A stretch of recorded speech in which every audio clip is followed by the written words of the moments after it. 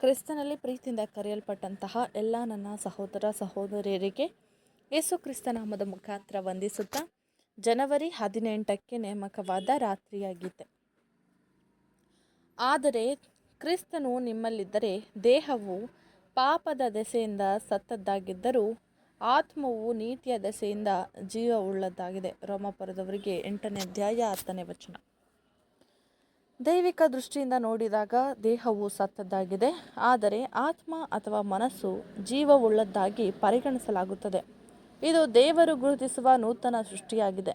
ಇದಕ್ಕೆ ತಕ್ಕ ಕಾಲದಲ್ಲಿ ಹೊಸ ಆತ್ಮಿಕ ಶರೀರವನ್ನು ಕೊಡಲು ಆತನು ಉದ್ದೇಶವುಳ್ಳವನಾಗಿದ್ದಾನೆ.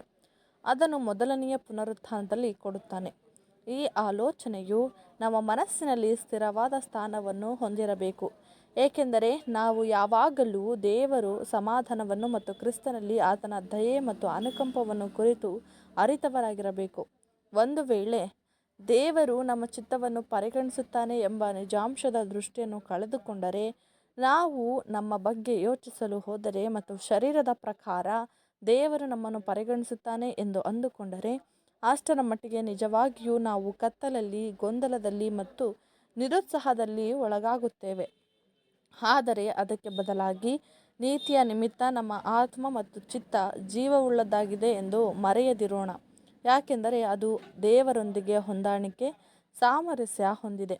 ಆದುದರಿಂದ ನಾವು ಚಿತ್ತ ಅಥವಾ ಉದ್ದೇಶದ ವಿಷಯದಲ್ಲಿ ಎಂದಿಗೂ ಸಡಿಲವಾಗಿರದೆ ನಮ್ಮ ಜೀವಿತದ ನಡವಳಿಕೆಯನ್ನು ಆಡಳಿತ ಮಾಡುವವರಾಗಿರೋಣ. ಆದರೆ ಯಾವುದೇ ರೀತಿಯಲ್ಲಿ ಅಜಾಗರೂಕತೆ ಇದೆ ಎಂದರೆ ಅಷ್ಟರ ಮಟ್ಟಿಗೆ ಆತ್ಮಿಕ ಜೀವಿತದಲ್ಲಿ ನಷ್ಟ ಉಂಟಾಗುತ್ತದೆ. ಸರಿಯಾದ ಚಿತ್ತವುಳ್ಳವರಾಗಿರಲು ನಮ್ಮಿಂದ ಯಾವಾಗಲೂ ಸಾಧ್ಯವಾಗುತ್ತದೆ ಮತ್ತು ಸಂಪೂರ್ಣ ನಿಷ್ಠಾವಂತರಾಗಿರುವವರನ್ನು ಮಾತ್ರವೇ ಕ್ರಿಸ್ತನಲ್ಲಿ ದೇವರು ಅಂಗೀಕರಿಸುತ್ತಾನೆ ಎಂಬುದೇ. ಆಮೆನ್.